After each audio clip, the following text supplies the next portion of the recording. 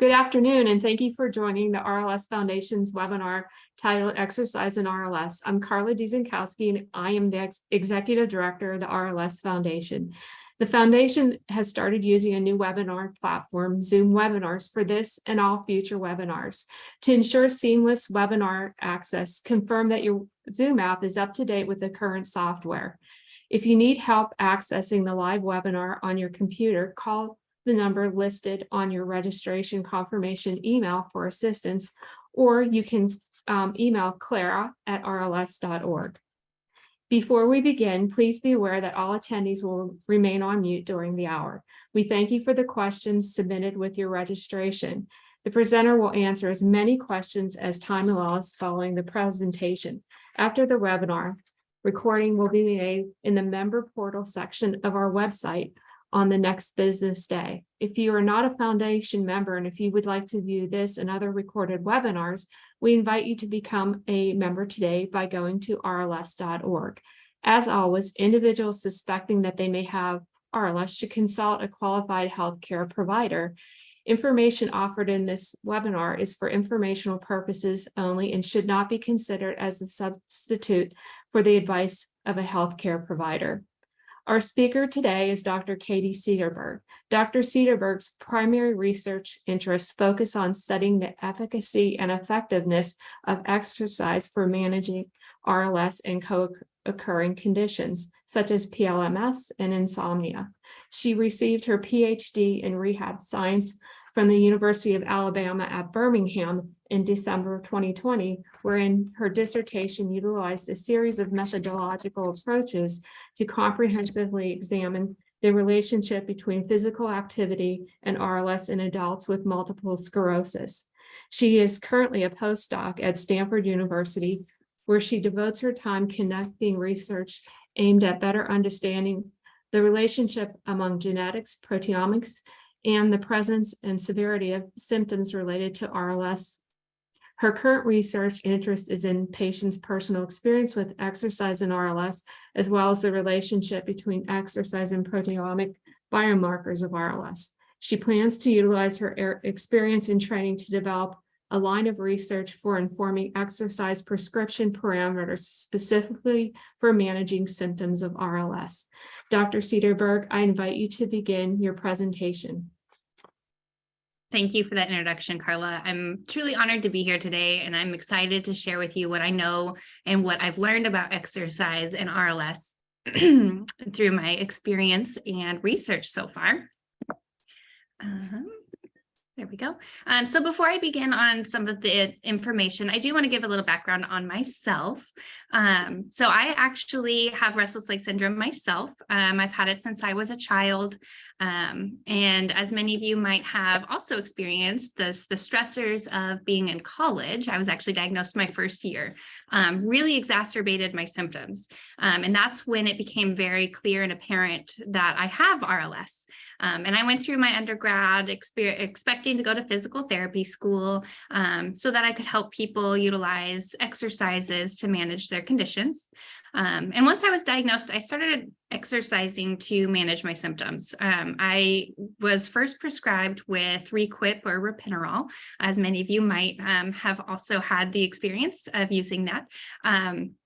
I had really severe side effects from taking it. My blood pressure would drop very quickly. I would black out, almost pass out. So I stopped taking it.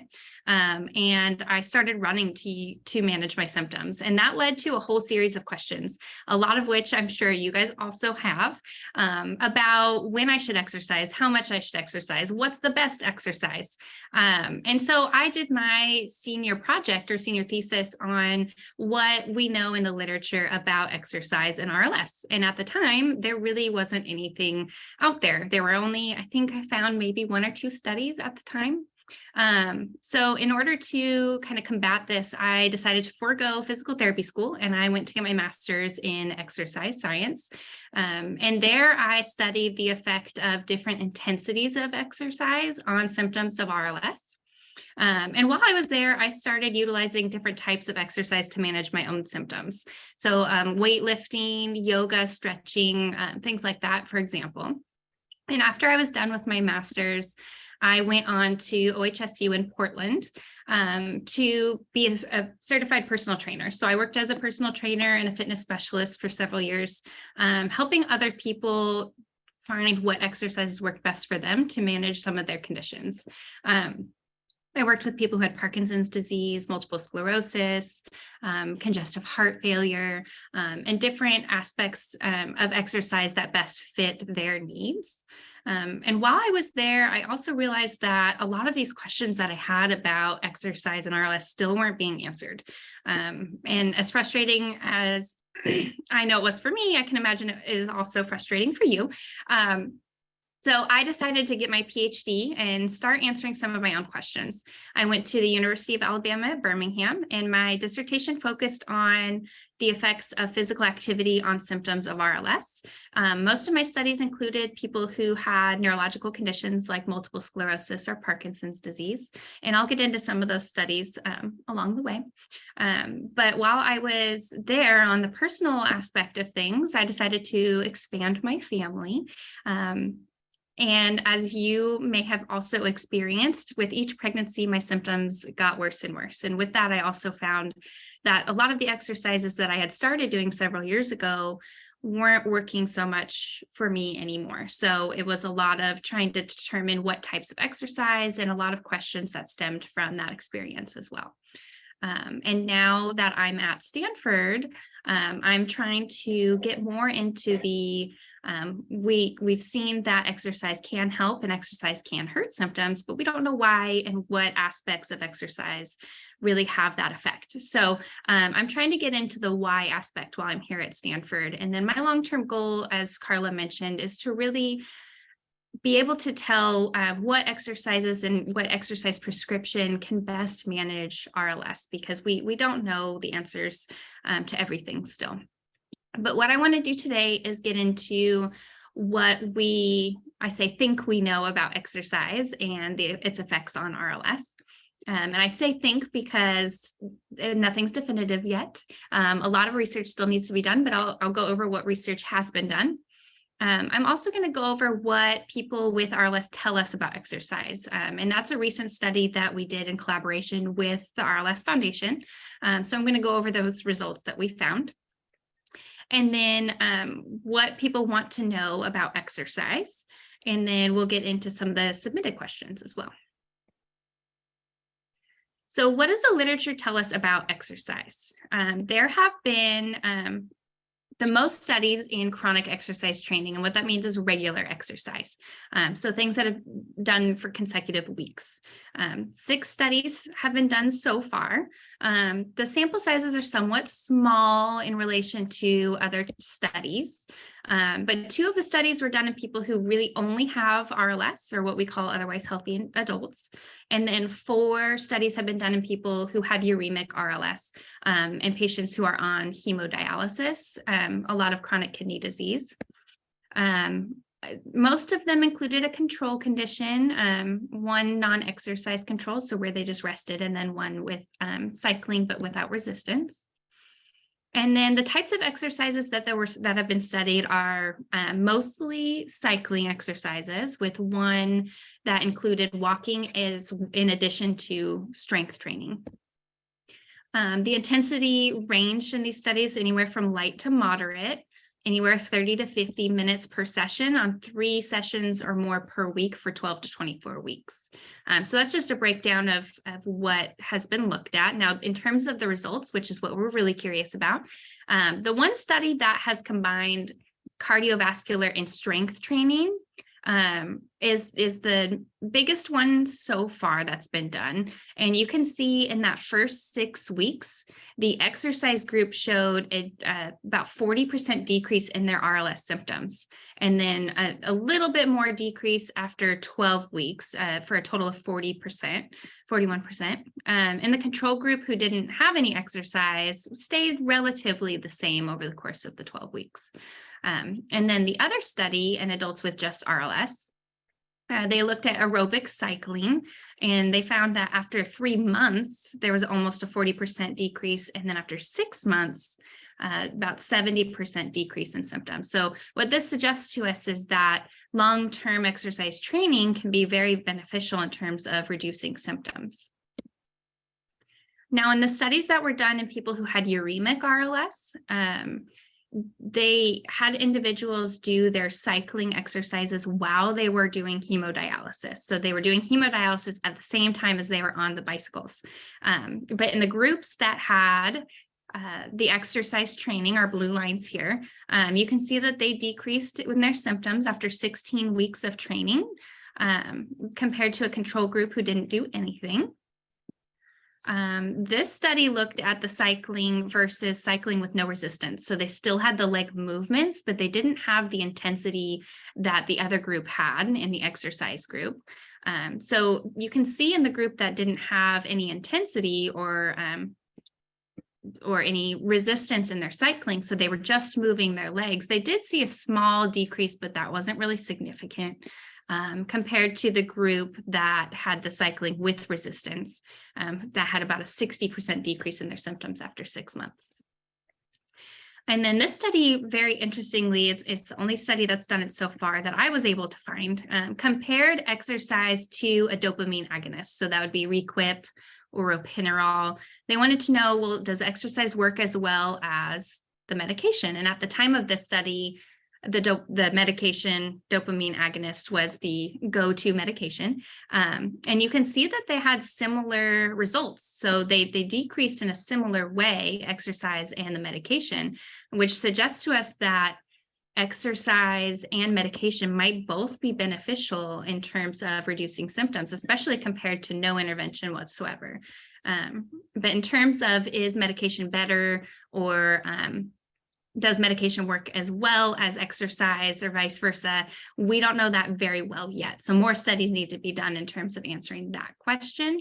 And then I also want to say, as most of you know, in addition to helping RLS, exercise can help many other things. So outside of just health and wellness, it shows improvements in sleep quality, depression, walking performance, lower extremity strength, so that leg strength and lean body mass, overall functional capacity, and quality of life. And this was all in people with RLS in those studies.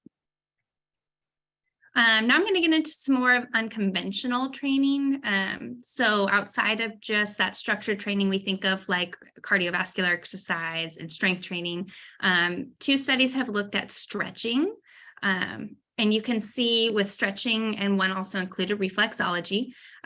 Stretching and reflexology both showed a decrease in symptoms after 8 weeks. And then in this group here, or this study here, they showed a significant decrease as well after 8 weeks of a stretching program 3 times per week. And those range anywhere from 30 minutes to an hour. So that suggests to us that stretching can be helpful. These were done in people who also had uremic RLS and were done while they were doing hemodialysis. So that's generally when people with uremic RLS have severe symptoms. So they were trying to catch them while they were having symptoms. On the other side of that too, and I think there's probably some questions about this in terms of yoga. So 2 studies I was able to find about yoga. This first one was a pilot study, and they only included a yoga program for 8 weeks, but you can see that their symptoms were almost cut in half. And then this study looked at yoga compared to an educational film program. And the education focused primarily on lifestyle changes to help with RLS specifically.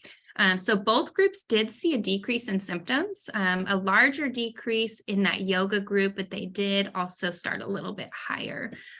So education and yoga looks like can both be beneficial in terms of help managing symptoms.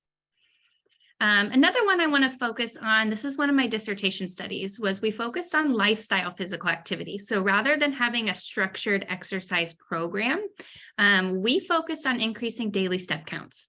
And that was in individuals who had multiple sclerosis and RLS. And I want to get into the program and what that looked like a little bit. I'm not going to focus on this too much. But like I said, we were really focusing on behavioral aspects of increasing physical activity. So rather than asking people to do specific exercises at specific times and a specific amount, we really wanted people to change their daily habits and increase how much activity in terms of step counts they were getting per day. So people had a pedometer, they logged every day how many steps they took, and their goal was to increase their steps on a weekly basis. And they also had behavioral coach, and it's an online website behavioral program that they did for a 16-week period of time. So you can see in our results that with pedometer steps on the left side here, our group generally started around 4,000 and significantly increased their steps over the 16 weeks, almost to 7,000 per day at 16 weeks. And in terms of what that did for their RLS symptoms, we saw almost a 30% decrease in symptoms after 16 weeks, just by increasing daily step counts, compared to the group who didn't do anything for the 16 weeks in terms of a behavioral intervention. So they were still doing their normal activity.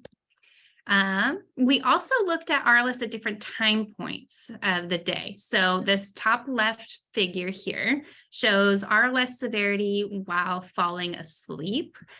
This was non-significant, but there was a 32% decrease in symptoms. During the night, there was a significant 60% reduction in symptoms after the program, 60% reduction during the day while resting, and then about 65% during the day while active, whereas the control group either stayed the same or increased after the program period. So that suggests to us that even just increasing our step counts throughout the day and our little movements throughout the day can be beneficial for symptoms. Now, another question that I get often is, what about the effect of exercise intensity? So my master's thesis looked at how different exercise intensities can affect RLS symptoms. And in terms of what we did here is, it was a pilot study, so it was a small group of individuals that completed each of these conditions. So they did rest session 1 week for 30 minutes. They did 30 minutes of walking at a moderate intensity for the next week. And then they did 30 minutes of walking for vigorous intensity. So this was one session each.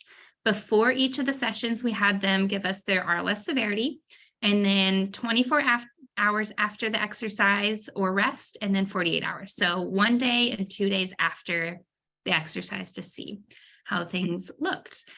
So this first condition, our rest condition, excuse me, you can see our scores here didn't change a whole lot. And that's to be expected. We didn't have anybody do too much. At 24 hours, we saw about 10% reduction, but a score of 19 to 17. And then symptoms went back up at 48 hours to normal. So it stayed relatively the same. In the moderate intensity exercise session, we saw a 33% reduction after that 30 minutes of walking in the first 24 hours. So after the night after the exercise was the biggest reduction, and then symptoms went back up to normal after that day, so day 2. And then in our vigorous intensity session, we did see a slight reduction in symptoms after vigorous intensity or high intensity. And then the symptoms went back up to about normal or a little bit worse at day 2. So this suggests to us that symptoms can improve in just one session of exercise. It seems to be a little bit better at that moderate intensity than at the high intensity.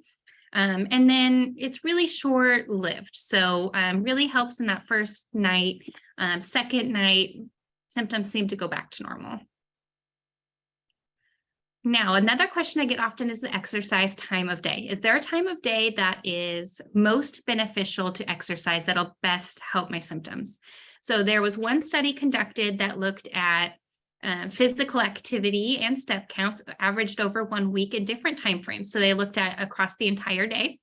They looked at in the morning, in the middle of the day, and in the evening. So they broke the whole day up into 3 categories. And what they found was that more steps that were taken in the morning was associated with fewer periodic limb movements at night. So it seemed to have a beneficial effect to do more steps in the morning on the leg movements at night. And then more steps and more moderate physical activity that was done in the evening was associated with less total sleep time at night. So that evening exercise might have led to less total sleep time. Unfortunately, this study was done in people with RLS, but they didn't include an outcome of RLS severity. So we don't know from this study alone how that affects RLS severity. Now, I conducted a similar study in adults who had multiple sclerosis and RLS in the same time points.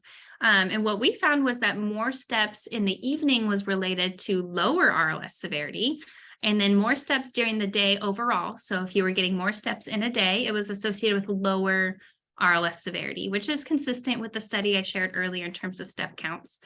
So if you're doing more steps in the day, your RLS is likely to be a little better at night. And then more steps in the evening. Now that was a little more surprising based on what other studies have found, was related to RLS severity being lower. So that suggests that maybe evening steps can be more beneficial. Now, changing gears a little bit, so that concludes what the literature tells us. What people with RLS tell us about exercise. So where I'm getting this information is we recently conducted a nationwide survey in the collaboration with RLS Foundation. So the RLS Foundation sent out an e-blast to all of its members, mostly you guys, and launched the survey in October of 2021. So I'm sure there have been a number of you attending today that might have completed the survey for us. And we closed the survey in June of 2022, so last summer. And we had 528 people who completed all of the relevant outcomes of the survey in terms of the results I'm about to present. And this is currently under review. So we just finished writing it up and we've submitted it to a journal for publication. So this is what we have found so far. Excuse me. First, what I want to go over is the questions that we've asked you. So we asked, have you noticed that exercise makes your symptoms better, or if they make them worse? So we asked both questions. We asked if there was a specific time of day that makes your symptoms better at night, or make them worse at night. And then we asked you to expand on your experiences and describe certain types of exercises that might make your symptoms better or worse. And that was open-ended. So we allowed you to write as much as you wanted about whatever you wanted in that field to tell us more about what you think makes symptoms better or worse, based on your own experiences. So what we found from this study was that in terms of exercise making symptoms better, 24% of you, or of the respondents, said that it definitely makes symptoms better. 48% said sometimes makes it better, and 28% said it definitely does not make it any better. In terms of what respondents thought might be the different types of exercise that might be helping, responses varied widely, and that may not be too surprising for you guys. We saw different types of exercise that ranged from walking, strength training, aerobic exercises, organized sports like tennis, soccer, and pickleball, home maintenance activities like gardening, housework, home repairs, yoga, and other stretching activities. So those are some of the major themes that we saw. And another major theme was that consistency played a very important role. So being consistent in the exercise that you're doing and whatever exercise you are currently doing was a huge factor in terms of exercise making symptoms better. Okay, now in the other side of things, exercise making symptoms worse. 13% of people said that exercise definitely makes their symptoms worse. 40% said it sometimes makes it worse, and 47%, or about half, said that it definitely does not make symptoms worse. And in terms of what type of exercise people said, again, the responses varied widely. Our major themes was that any type of heavy lower body exercise would make their symptoms worse, like a high duration or high intensity of exercise, or heavy weightlifting are two examples. A lot of people said the single leg exercises made their symptoms worse, like balance exercises. And another major theme I want to point out is that any abrupt change in their exercise habits would make their symptoms worse. So adding new exercises, stopping exercise, or incorporating a higher intensity than normal. And that's something I'll get into a little bit later as well. And then some people said that doing just anything more than stretching made their symptoms worse. So that was another interesting finding in terms of what I expected. Now, there's also this group of people that said sometimes. So a lot of people said that it sometimes makes it better, sometimes makes it worse. And with that, we saw that some exercises were described by some people as being beneficial, while others described the same exercises as being harmful. So for instance, or for an example, some people would say that running made their symptoms better, while another group of people said that running made their symptoms worse. So unfortunately, it's not a one size fits all. Exercise may reduce symptoms when completed during an RLS symptom onset or attack, but that the influence may not be long lasting. So one example that stood out to me was someone said that they, when they had symptoms in the middle of the night, they would actually get up and get on their spin bike in the middle of the night while they were symptomatic and do a full exercise session. And then they would be able to go back to sleep afterwards.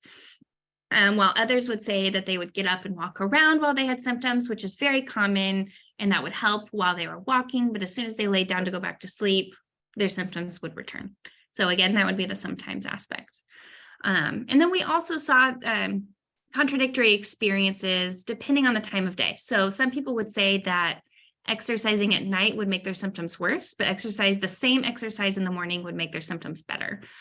So for, again, using the running example, if they were to run at night, their symptoms would be worse that night. But if they ran in the morning, then their symptoms would be better.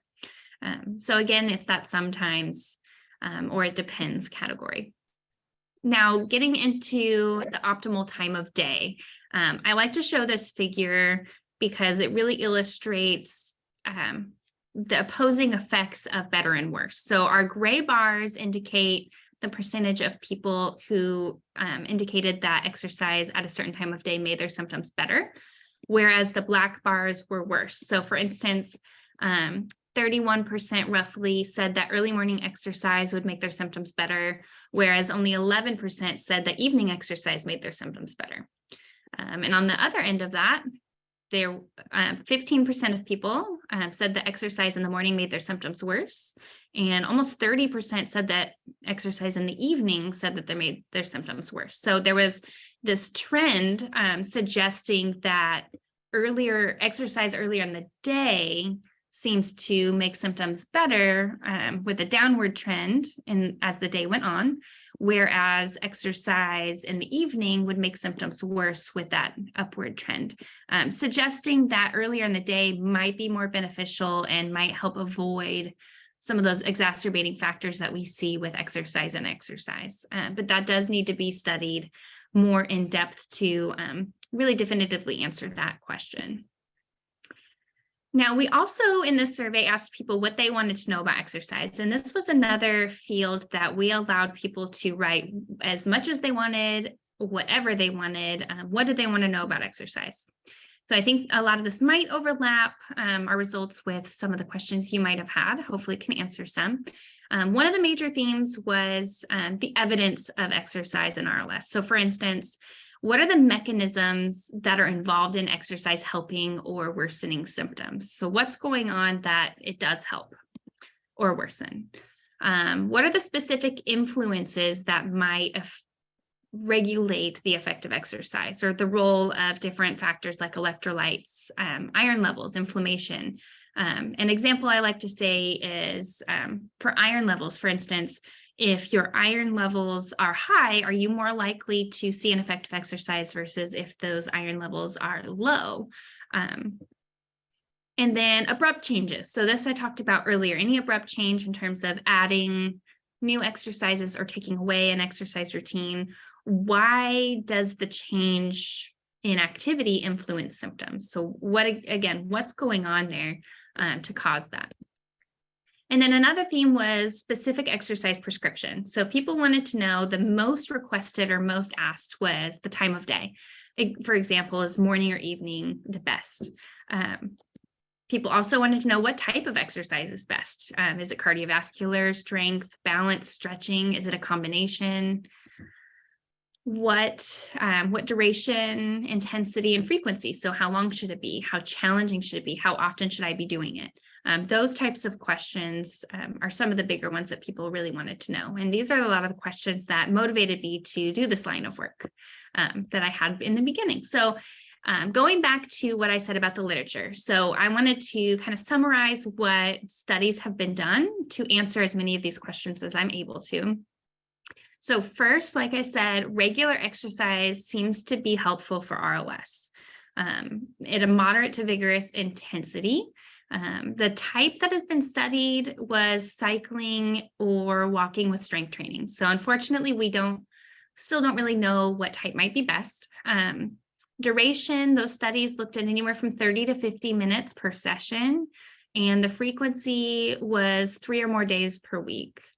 In terms of the stretching and yoga, that may also be beneficial based on what studies have been done. And they looked at 30 to 60 minutes of stretching with 3 or more days per week frequency. Now, lifestyle physical activity, which my study so far is the only one I've been able to find, like daily walking being unstructured. And that would be on an individual basis in terms of intensity, duration, and frequency. So it depends on where you're starting from to say what you should be doing on a regular basis. And then the time of the day, we saw more steps during the day seems to be helpful. And one of the studies said, especially in the evening, it might help, but we still need some more research there. And single exercise sessions may benefit, but only for a short period of time, where the moderate intensity might be more beneficial than a higher intensity. So keeping it a little bit lower of intensity in those single exercise sessions. And in terms of what's next, so where do we go from here? So some of the gaps that need to be addressed, and this is where we need future research to address them. What time of day? So I mentioned a few smaller studies that have looked at this, but we need to know what time of day is optimal. We need a study that actually compares people doing exercise at different times of day and how that affects their symptoms. What type of exercise? I mentioned very few studies have looked at different types, and only one has actually combined different exercises. No study has compared exercises. So we need at least one study to compare some of these types of exercises to see, okay, is there one that's better than another? Does it need to be structured or unstructured? So the idea of that lifestyle physical activity, or just trying to get in more daily step counts versus needing to go to the gym and doing structured, prescribed exercises. Is there a certain intensity? How much is too much? Is there an intensity or exercise that I should be avoiding? And like I said, there's been a wide range of intensities that have been studied, but only one small study, like my master's thesis, has looked at this. We need to look into it deeper and further to really know what intensity might be best. The time and duration. So how long does it need to be done for? We still don't know. That's a great question. And how often should it be done? No one really has compared if it's a daily aspect that's better, or if it can be done fewer times per day. And then another big question I think we see is, why does it help and why does it worsen? So what is going on at the cellular level or within the body that makes symptoms improve versus makes symptoms worsen? Because if we can answer that question, we might be able to answer a whole lot of other questions on top of it. So I do want to give a few final words of advice towards the end here. I want to confirm what Carla had mentioned earlier in terms of making sure you speak with your physician. These findings are not in lieu of your doctor's advice. So please always consult your physician before starting an exercise program or changing. Make sure that that's the appropriate path for you and you're doing it in a safe way. When you're starting something new, make sure you start small and build up slowly. And what I mean by that is don't jump into a weightlifting program that your body's never done before, because it probably will exacerbate your symptoms. So start small, lower weights, for example, fewer repetitions, kind of test the water before you jump right in, and then build up slowly. I think that's probably the best way to manage that. Try including short sessions within your day, rather than having to do it all at once. So rather than saying, okay, I need to go for a 60-minute walk today, maybe say, okay, I'm going to go for 6 10-minute walks or 3 10-minute walks to get in your 30 minutes.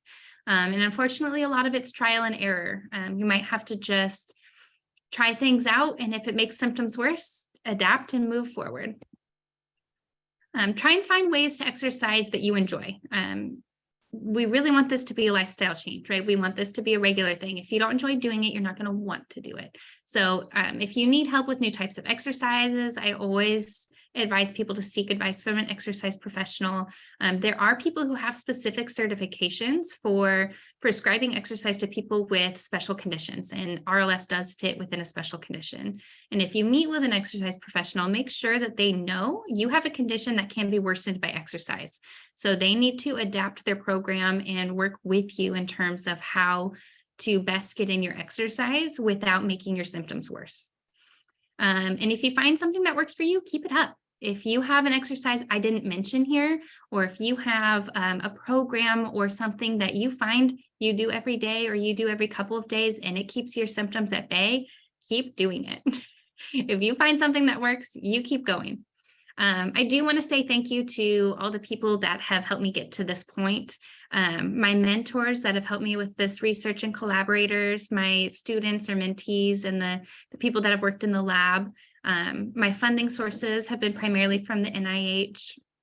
And then also, obviously, the RLS Foundation, who supports this work and has helped me kind of start this research as well that I've been doing here at Stanford. So big thank you and shout out to the RLS Foundation. And then I just want to thank you all for being here today and participating as in research, because that's how we are able to answer any of the questions we can answer. Well, great. Thank you so much, Dr. Cederberg. That was really informative and helpful. I think we have all take a lot away from that presentation. So we can go ahead and start on the Q&A if you're ready. Okay. All right. Our first question was a question about in your studies, what tool do you use to determine RLS severity and as far as that goes? It's a great question, and I probably should have touched on that earlier because I talked about it a lot. So I apologize for skipping that major step. We use the International Restless Leg Syndrome Study Group questionnaire. So it is a 10-item questionnaire that ranges anywhere from a score of 0, saying that you don't have any symptoms, to 40, saying that they're very severe symptoms. And that's averaged, or it asks, the questions are always focused on the previous week. So it asks you to group your previous week experience into these answers. Great, thanks so much. Mm-hmm. Is exercising the brain more important than exercising muscles before bedtime to stop symptoms? That is a great question as well. Exercising the brain, and I don't know the literature fully on this area, but I have seen that it can be beneficial, and some physicians refer to it as more of a distraction tactic, where you're kind of distracting your body from those symptoms. But we have seen that it can be helpful. Now, I don't know what the literature says on that specifically, but I don't know how that compares to exercise. So I would say, in my opinion, I think probably doing some extent of both. I never want to advise people against exercising, not just because of the benefits we can see in RLS, but health and wellness benefits as well, cardiovascular, mental health. We see so many benefits from exercise, not just in RLS. So I never want to say don't do exercise, but some of those mental exercises and mental games that people are doing seems to be helpful as well. Next question. The more I keep moving in the day, the less I notice symptoms. But is that more like masking them, not curing them, right? Again, a good question that I don't know if anybody really has the answer to. we know that movement, especially while symptomatic, can alleviate symptoms, but oftentimes they return as soon as we sit back down, right? Or we're resting again or trying to go back to sleep. So whether it's masking them to where you're not noticing them, or if it's physiologically stopping them, I don't think we have a good answer to. I want to say, based on what I know, that it actually something's happening in the spinal cord or peripherally that's telling the symptoms to stop. But I can't be sure of that. Okay. Can stretching or doing specific exercises stop an ongoing episode of RLS? Yeah, I think it could potentially. So what we saw in the survey was some people said that if they got up while they were symptomatic and did a full exercise session, that they would have relief from their symptoms and be able to go back to sleep. Whereas some people said that if they got up and moved around while they were symptomatic, it would help while they were moving, but not when they went to go back to sleep per se. So back in that resting state, they would come back. So I think that's an answer of it depends. It probably depends on an individual basis and on your symptoms and your experience, but also on what the exercise is that you're trying to do. Does taking an opioid reduce the symptoms? Does taking an opioid to reduce the symptoms of RLS pose any issues with exercise? That is a great question that I'm going to have to defer to your physician. Anytime I'm not a treating medical professional, so I don't like to touch on the pharmacological aspect or the medication aspect outside of don't stop taking your medicine if you're on, but talk to your physician about that.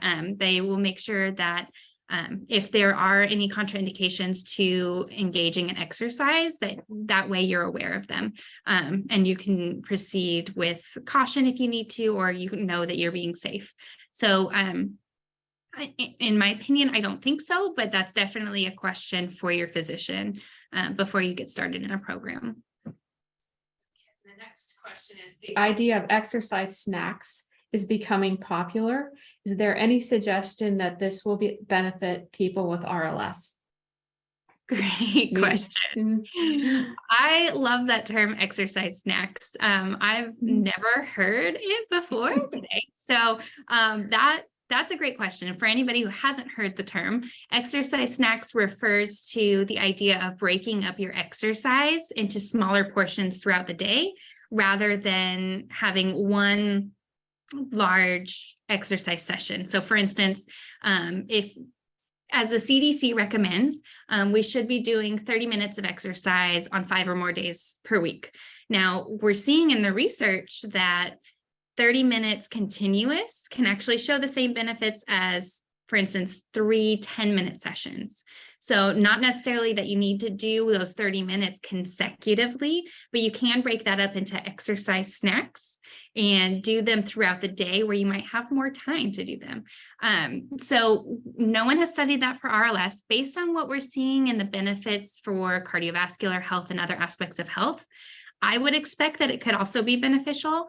The closest study we have to that is the one we did for the lifestyle physical activity for increasing daily step counts. So I encouraged most of the participants to break up their exercise and their steps throughout the day, and trying to get in those smaller aspects here and there. So for instance, if you went upstairs, took a basket of laundry upstairs and realized you forgot something, rather than going back when you realized you forgot it, go all the way upstairs, drop off, do what you need to do, go back down, grab it, go back up again. So that's a small thing you can do in your day to increase steps throughout the day. So rather than doing it in one lump sum, you can break it up.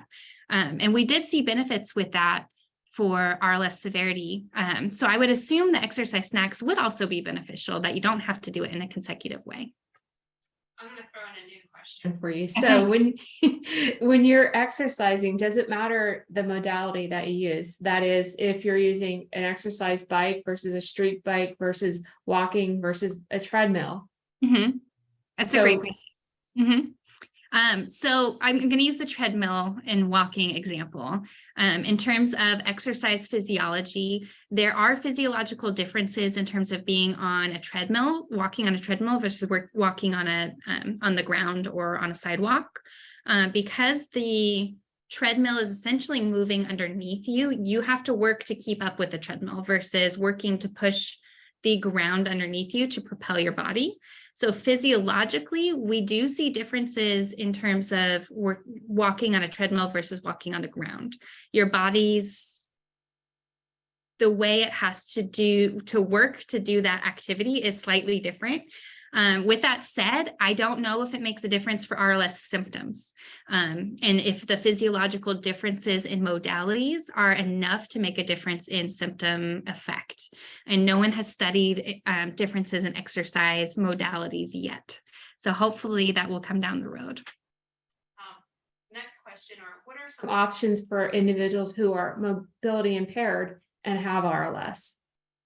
It's a great question. So when I was doing my PhD, I worked primarily with people who had Parkinson's disease and multiple sclerosis, and a lot of people who were wheelchair users or used a cane or a walker for mobility. And so there are options for exercise. Now, I always recommend if you're going to start something for exercise and need something adapted, so we call that adaptive physical activity, that you either seek help from an exercise professional that can help you find the exercises that work best for you in your specific circumstance. But there's also, there's the National Center on Physical Activity and Disability, I think it's called. It's the acronym is NCPAD. That has exercise resources for people who have mobility impairments. And they have YouTube videos on different exercises and workout routines you can do from home, or that might be adapted. So there are resources out there. You just have to find the ones that work best for you. Does aerobic swimming help RLS help under some circumstances or worsen RLS? And the dreaded, most frustrated answer you can get is it depends, I think. It depends on your circumstance. It depends on if you're used to doing that activity or not. We often see that if you're doing something at a higher intensity than normal, or something that your body's just not used to, that can aggravate your symptoms. So if you're already doing swimming and you don't notice that it's making things worse, or you notice that it's making things better, I would suggest keep doing it. If it's something you want to try, I would suggest start small and work up in terms of what you're doing and how much and how intensely you're doing it. That way you can kind of test the waters. No pun intended, or pun intended, I guess. Test the waters and see if it's something that's going to work for you or not. Are there some exercises that are better than others to reduce RLS severity, or to keep it from getting worse? Another great question I wish I had the answer to. Again, I would recommend not starting anything too extreme right off the bat. So another example for that would be a weightlifting program. You don't want to jump in at the highest weight or a higher weight with high intensity and a lot of repetitions and a bunch of different exercises. Typically, I would imagine that's going to make your symptoms worse. So in terms of specific exercises to avoid, it's another depends answer. It depends on what your body's used to already, what you've been doing, and it's kind of an individual basis. So trying out different things is always helpful, but always start small. I have another question that came in through chat. Is it assumed that the exercise with a medication? So is someone taking a medication along with doing the exercise? Oh, great. In the studies that I presented, I'm sorry, you broke up a little bit. I think my internet was going in and out. Yeah, mine is too right now. Let me adjust. Okay, go ahead. Okay, I think I see the question. assumed that exercises are done with a prescribed medication. So in most of the studies that I reviewed, it was just exercise, as outside of the one study that did exercise versus a medication. So most of the studies were done in people who were not on medications, because they wanted to see the full effect of exercise on symptoms versus having to rule out if it was the medication. Oh, we just got the host is breaking up badly. Hopefully. That can happen, I think. That, John, that can happen during a webinar. There are a lot of people using Zoom platform and other platforms now, so just bear with us. We'll have those sorts of things happen. But there was another, a question about age and exercise. Do you see, with, mild RLS as a child and then, getting worse through, as you go through the decades of life with your RLS, does exercise help to mitigate that process? Oh, that's a great question. It is known that exercise gets worse as we age, unfortunately. And it can get worse with pregnancies, as I mentioned earlier. So with that, exercise could be a potential factor in terms of mitigating it. We don't know if it's going to help with the aging process. So what we see in the research outside of RLS is it can help with some of the aging factors as we get older. Unfortunately, we don't know how that role plays with RLS. So I wish I had a better answer to that question. It is a good one. Yeah, these are some really good questions. I know. So I'm going to go here's another one in the chat box. Is it possible there are different types of RLS with similar symptoms, but different outcomes for exercise? Ooh, another great question. Yeah. So that we refer to as exercise heterogeneity or response heterogeneity. So the idea that what works for me may not work for you, or and it's a question I haven't. I'm actually with the survey responses, I'm trying to look into that. So I'm hoping I have a better answer to that soon. But for instance, one of my big questions is if you have RLS that's very severe on a regular basis, is exercise going to be as helpful as someone who has it mildly? So I wish I had a better answer to that. I'm hoping to look into that soon, and I hope I have an answer or better answer to that soon. But unfortunately, I just don't have it right now. Or even if you add it in later, will that change the outcome too?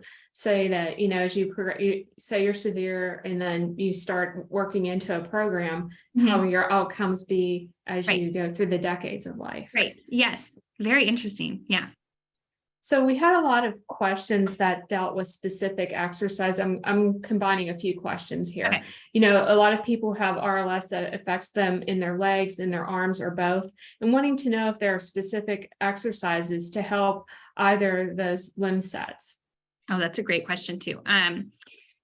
Again, the literature in RLS, we don't have an answer to that specifically for RLS, but what I've seen with exercise in terms of exercise physiology, we see different benefits from doing a whole body exercise versus just doing, for instance, just moving the legs or just doing arm exercises. In terms of the physiological benefits. So cardiovascular benefits seem to be with whole body exercises. So making sure that you're doing something that engages your entire body. And I would expect that it would be similar with RLS, that if you were to do cycling alone or just gently moving the legs versus maybe walking where your entire body, or the elliptical where everything's kind of moving and you're getting blood flow to more areas of the body, I would expect that might be a little more helpful with reducing symptoms, especially in that upper body region, in the arms, but no one's studied that yet. And unfortunately, I can't answer that definitively. So that goes back to working with a specific exercise specialist who would tailor a program based on your needs and awareness of your RLS. Yes. Making sure anybody you're working with, whether it's your doctor, an exercise professional, they're aware that you have RLS, and you might need to explain to them what that is. Because a lot of them don't know, unfortunately. But even just telling them you have a condition or RLS that can be worsened by exercise. I always want to make sure that you advocate for yourself and in knowing, okay, we need to be careful with what we do here because I don't want to not be able to sleep tonight. That's not the point of exercise. That's not what we want out of it. So. And so I'll ask you, I'm going to throw you another curveball question. Okay. So reading off the chat box, thank you for playing along with me, but when in your studies, have you seen people report lower usage of their medications when they instituted an exercise program? Or did you guys notice that like from start to beginning, like they may have a decrease in that they reported a decrease in their dosage that they take of like whatever medication they're on? It could be an alpha-2, it could be a dopamine agonist. Right. Very few of the studies included people who had who were taking medications. And I don't think any of them actually asked about the medication. If they did, I can't remember off the top of my head. So that's something I can look into and report back. That I don't have an answer to that, unfortunately. And then another person asked about what about using or not using electrolytes, water, protein bars, energy bars as part of your exercise program? Is that something that should be considered? I think the nutritional aspect is always something that should be considered.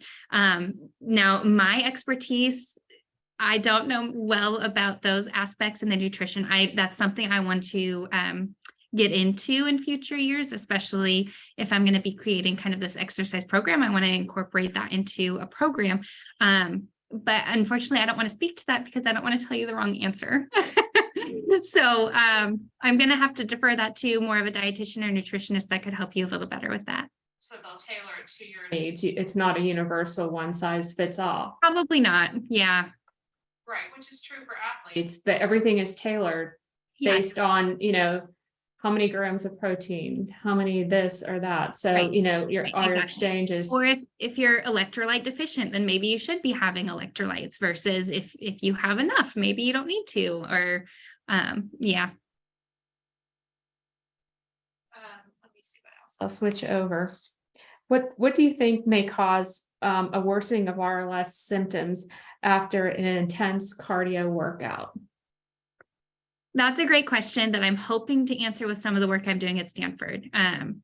So I have a theory. I have not tested the theory, so I don't know if I should share the theory since I haven't tested it.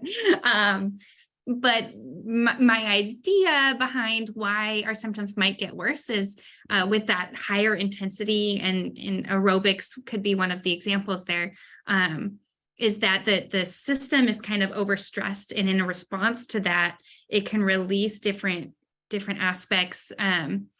For instance, like cytokines or inflammatory aspects that might heighten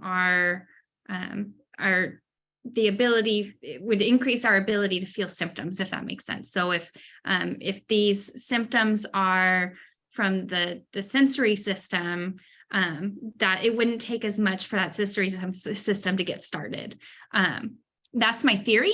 I still need to test that theory to make sure. Okay, we're coming on top of the hour, but I want to give you some time to talk to us about research that you're working on. And we got a lot of questions wanting to know if you do another study, how they could participate in your research. Oh, great question. I would love that. Yes, if I do another survey study, which I'm thinking about, then I'll definitely reach out to Carla and see if she'd be willing to send it along to you guys. And then the studies that I want to do with exercise, I think those, unfortunately, a lot of them will have to be kind of in person. So, so we would need people to be willing to come to me to participate in some of those studies. But I'm always happy to share the information on that, and I'll keep Carla in the loop on what I'm doing. Yeah. We would love that. But I do want to thank you for joining us today. This is really helpful. We've had, what was it, over 342 people was the last count that joined us this afternoon. But I want to remind everyone that we're in February, we are hosting the RLS Summit. It'll be an online day with the RLS experts. So go to the homepage, rls.org, and you can get an early bird price for the summit. But again, thank you so much, Katie. I hope that we can have you back. This was like we still have questions coming in, but I think this tells us we probably need to have another session with you. Great. I would love that. Thank you. Thanks for having me. All right, take care. Thank you, everyone, and have a great afternoon.